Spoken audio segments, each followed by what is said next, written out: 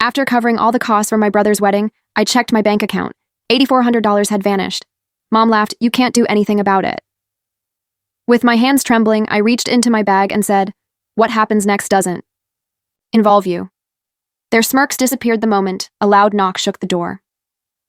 And when they saw who stepped inside, yesterday was my younger brother Ted's wedding celebration. My boyfriend Ian, who's a lawyer, and I were getting ready to drive back home to Seattle. Before we checked out of the hotel, I opened my banking app to pay the bill, but the balance on the screen completely froze me. "Ian," my voice came, out as a whisper. "What's wrong?" he asked, his eyes meeting mine. "My account, $8,400 is just gone." "Gone? What are you talking about?" Ian peered over my shoulder. With a shaking finger, I pointed at the screen. "I had over $10,000 in here last weekend. Now there's only $1,600 left." Ian frowned, taking my phone. He quickly scrolled through the transaction history, spotting a series of transfers I didn't recognize. $2,000 went to a credit card in my sister Amelia's name. $4,000 was deposited into an account belonging to her husband, Nicholas, and $2,400 was moved to my mother's account. All of it happened last night while I was in the shower. I couldn't find the words. "I didn't approve any of this. Someone got into your account." Ian's voice was low, sharp with sudden anger. "Anna, we need to call the bank right now." As we walked downstairs to the hotel lobby, my mother called. The timing felt really strange. "Anna? Hey, honey, thanks for coming out for Ted yesterday. He was so happy." Her voice sounded totally normal. "Mom, I need to ask you something." I tried to keep my voice steady. "Several $1,000s were transferred out of my account yesterday. Do you know anything about that?" There was a short pause, then a bright, dismissive laugh. "Oh, that. Honestly, it was less than we expected."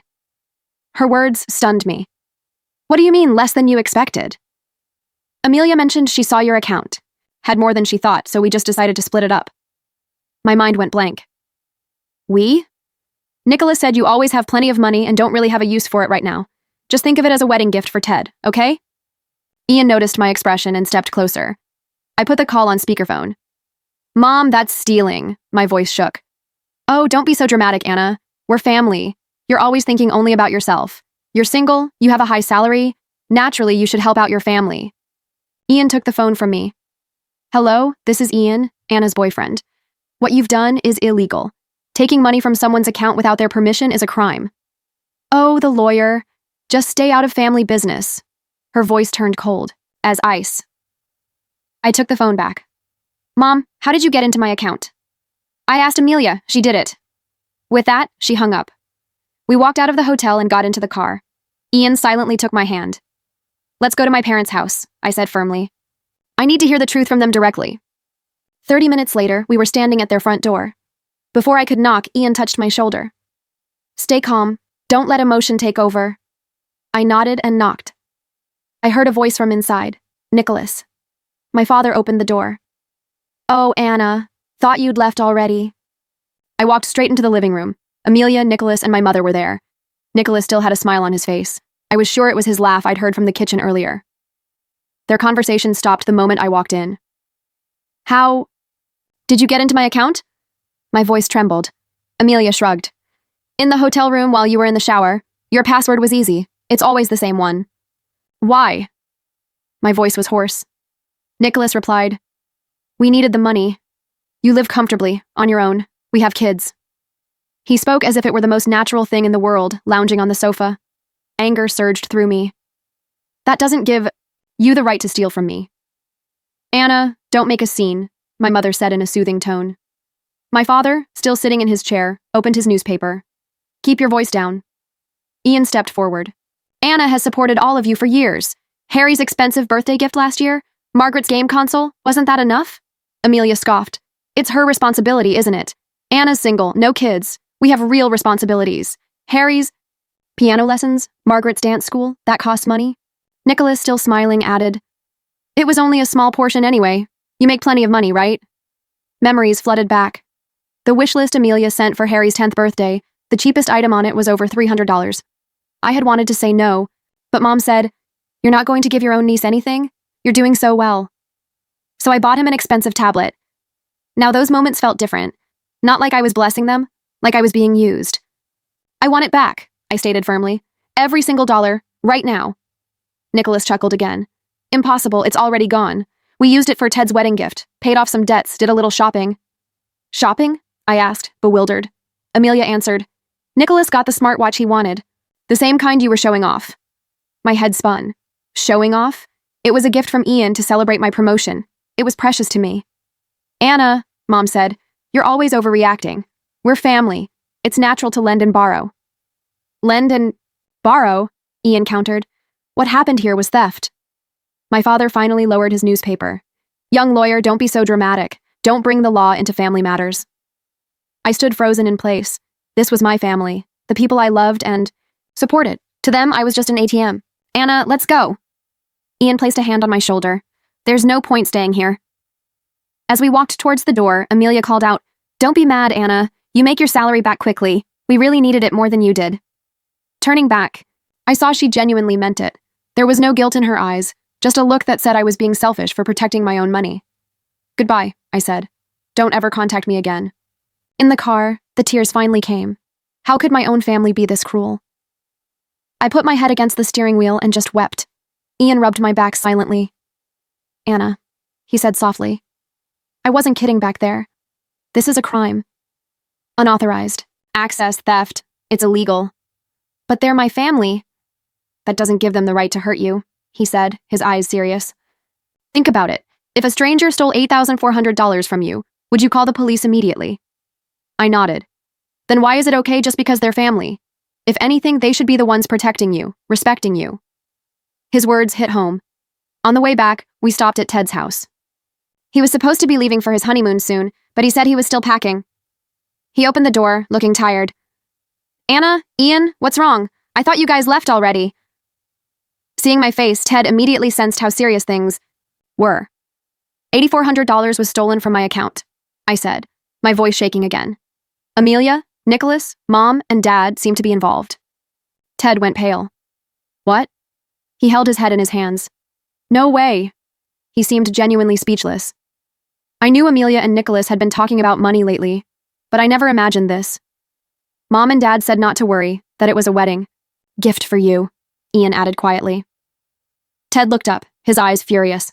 I didn't know anything about this. I never asked for that. Anna, please, you have to believe me. I do, Ted. I'm not blaming you. I placed a hand on his shoulder. What happens now? Ted asked nervously. I don't know yet, I said, but I can't just let it go. Yeah, what they did was wrong. Ted chose his words carefully. But if there's any way, please don't break up the family. I'm not the one who broke it, I replied coldly. Ted nodded slightly. I know. It's just... He trailed off. Anna, we should go, Ian said, easing the tension. Ted walked us out. The goodbye hug felt awkward. Anna, I'm really sorry. I wish there was something I could do. I patted his back gently. I didn't want to ruin your wedding. The wedding isn't as important as how you feel, Ted said, his eyes hesitant. He looked torn between protecting me and maintaining family ties. Back at our apartment, there was a long silence. Ian made some coffee, glancing at me occasionally. Feeling calmer, he handed me a mug. I nodded silently. My voice was trembling when I finally spoke. I just can't believe this happened. I never realized how much they were using me. Ian held my hand.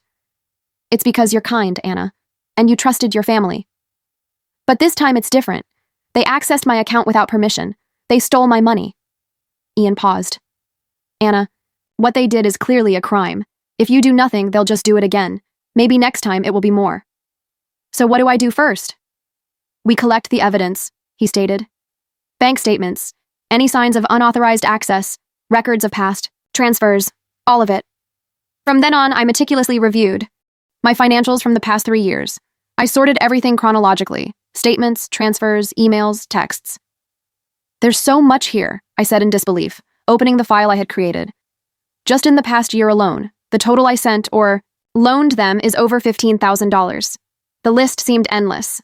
This isn't normal, Ian said, looking at the list with me. This is one-sided exploitation. I started noticing a pattern in how they asked for money. Sweet words at first, then guilt trips. We're family, you're more fortunate, and finally blame, you're being selfish. It felt like mind control, I murmured. That weekend, Ian brought over his lawyer friend, Sonia, a specialist in financial crime. Anna, based on this, it's a clear case of financial abuse, she said directly. The family tie is legally irrelevant. She paused. Think about it. If Ian was involved and a stranger stole $8,400 from him, what would you tell him to do? Report them to the police. And if it was his parents or his siblings? I fell silent. A crime is a crime, Sonia stated. Family doesn't get a free pass just because they're family. In fact, in some ways, it makes the betrayal even deeper. Her words hit hard. Ian spoke quietly. I'll support you no matter what you decide, Anna. You're not alone in this. We're in this together. Because I loved my family, I knew I had to stop this behavior. They had shown me no respect, ignored my feelings, and completely betrayed my trust. My mind was made up. Ian, let's do it. Let's report this to the Financial Crimes Division. He exhaled in relief. That's the right choice, Anna. We scheduled an appointment. Officer Taylor was in charge of the case. Miss Moore, please tell me the full situation. I started explaining, my voice trembling slightly. The wedding night, the missing $8,400, my family's reaction, the pattern of exploitation over the past 3 years. Taylor listened quietly, taking notes occasionally. Ian added the technical details about the unauthorized access. Do you have evidence? Taylor asked. Ian handed over the folder he had prepared. Bank records, proof of the unauthorized access, documentation of the past transfer patterns, emails, and texts. After reviewing everything thoroughly, Taylor looked up. Miss Moore, based on this, we have clear evidence of financial crime, unauthorized access, theft, and potentially a pattern of long-term financial abuse. What happens next? I asked nervously. We'll begin a preliminary investigation, interviews, gathering further evidence, verifying all the legal criteria. If there's sufficient evidence, we'll forward the case to the prosecutor. I took a deep breath. Will they be arrested? That depends on the circumstances, Taylor explained. If it's a first offense, there's a high chance of a suspended sentence. However, they would likely be ordered to repay the stolen money and cover any damages. The reality of it all sank in. My own family might face legal consequences. Are you having second thoughts? Taylor asked gently. I shook my head. No, it's just, they're my family. Miss Moore, she said, her voice serious. The most common cases we handle here involve financial crimes committed by family members or close relations. You are the victim here. Please don't blame yourself. I felt a release inside me. Victim. Victims had a right to seek justice. Please proceed with the investigation, I said resolutely. The next morning, my phone was flooded. Texts, missed, calls, all from my family. First, Amelia. Anna, did you really report us to the police? They're saying our accounts might get frozen. We can't pay for Harry's tuition or take Margaret to dance. I can't believe you would do this. Then Nicholas. Then Mom. Anna, what have you done? The police came to the house. What will the neighbors think? You've brought shame on this family. You need to withdraw this report immediately. Your father says his heart is hurting. What if something happens to him because of you? I replied with one line. Your own doing. I don't care anymore. I knew I wasn't going back to the version of myself they had used. The next day, as I was returning home, Amelia was waiting outside my apartment building. Her eyes were red, her makeup smeared. Anna, she shouted when she saw me. Why are you doing this? We're family. Amelia, I kept my distance. If you want to talk, call Ian. That lawyer, she scoffed. He's controlling you. You weren't like this before him. You used to care about your family. Caring about my family and being exploited by them are two different things. My voice was trembling slightly. Exploited? Amelia raised her voice. We asked for help. Now Nicholas might lose his job because the police contacted his company. What about Harry and Margaret? Did you even think about them? I felt a wave of anger. Did I think about them? I've always thought about everyone else. Did any of you think about me when you were stealing my money? Any of you? Amelia stepped back. For the first time, I saw fear in her eyes. You've changed, she murmured. That's right, I said. I've changed. I'm done being used. A few days later, Ted visited. I heard about the police investigation, he said quietly. Ted, I didn't have a choice. I know, everyone is panicking, especially Amelia. She's really scared for the kids. That's their problem, I said. They're the ones who stole from me. Ted sighed deeply. Ted, are you taking their side? No, he answered immediately. He stared at the floor for a silent moment. Is there anything I can do to help?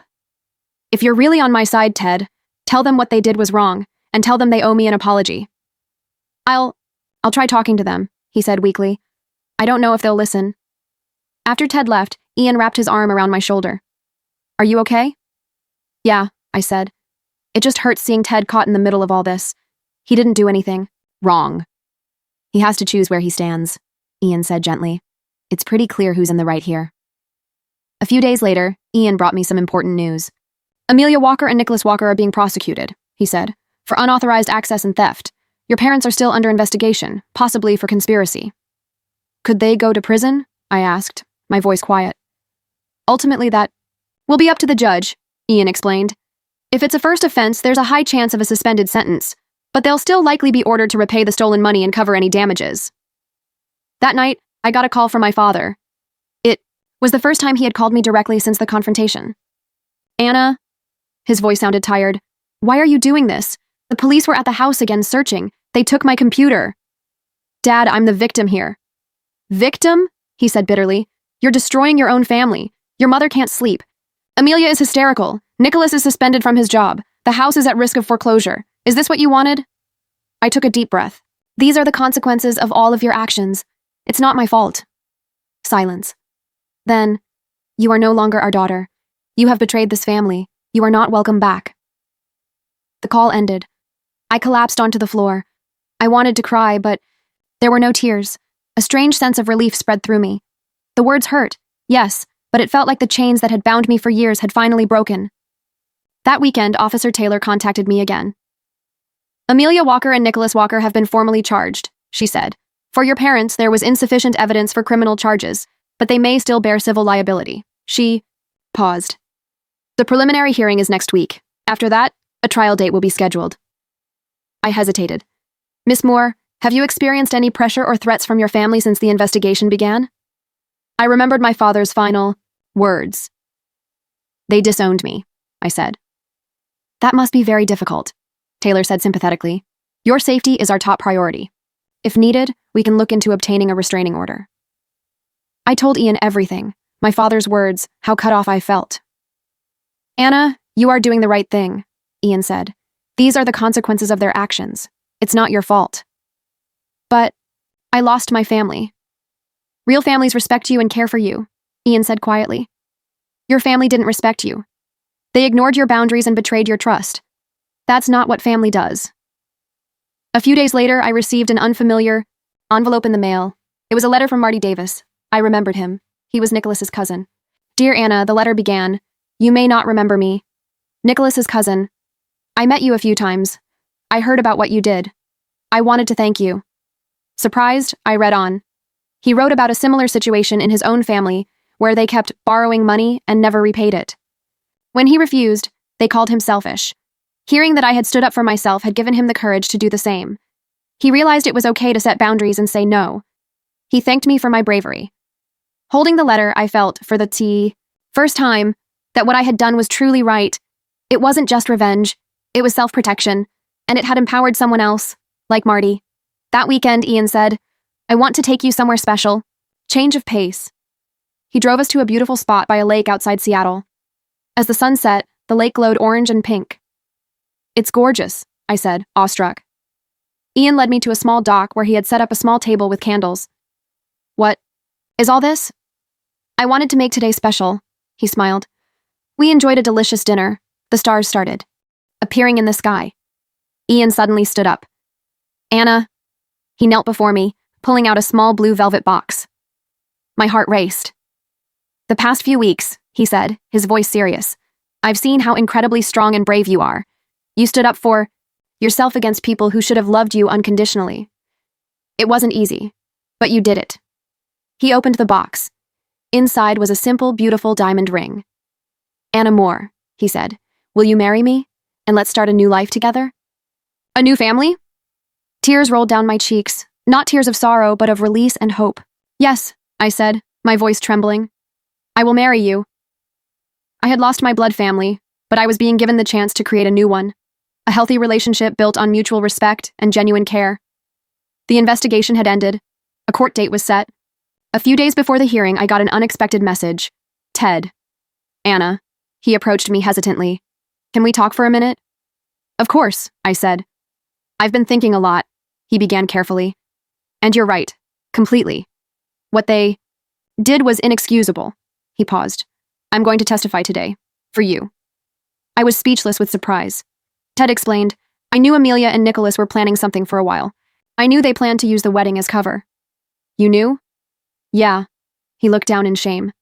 But I couldn't stop them. I was scared. Scared of tearing the family apart. I placed a hand on his shoulder. Ted, that wasn't your fault. No, I was complicit too. He looked me in the eye. But I can't stay silent anymore. It's time to tell the truth. I'm sure Mom and Dad will disown me too. But it's okay. Doing the right thing matters more now.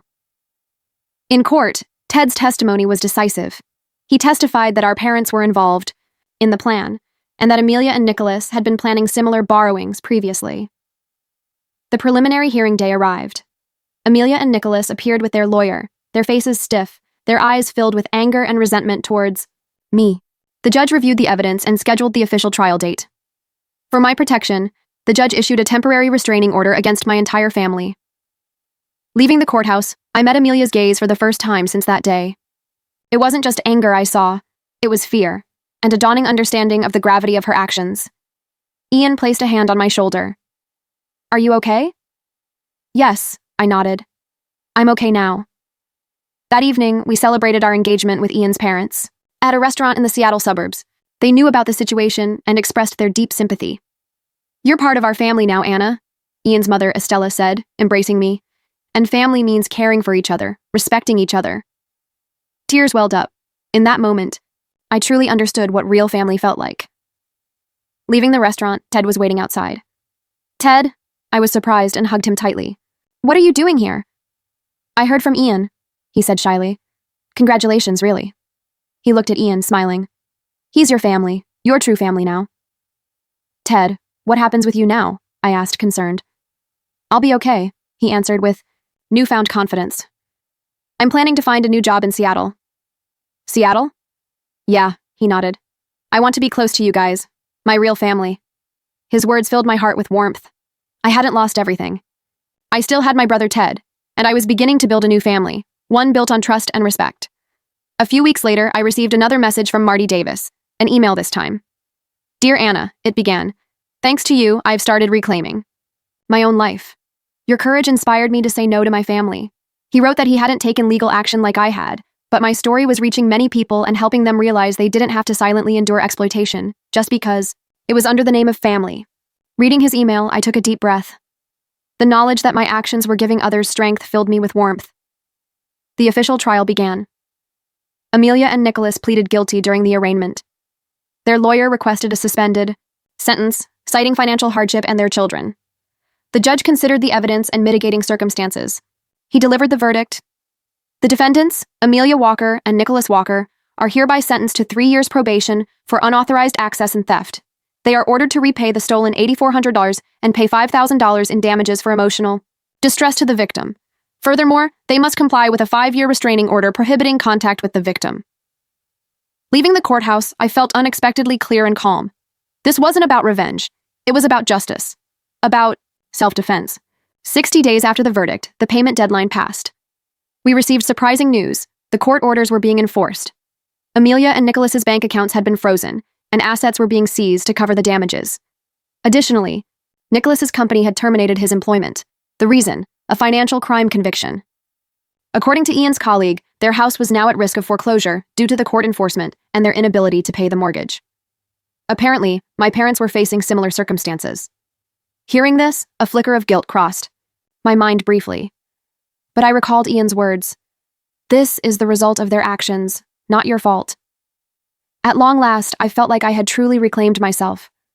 My life was moving in a new direction, freed from the chains that had once been labeled family. This time I would build bonds with people who understood what family truly meant.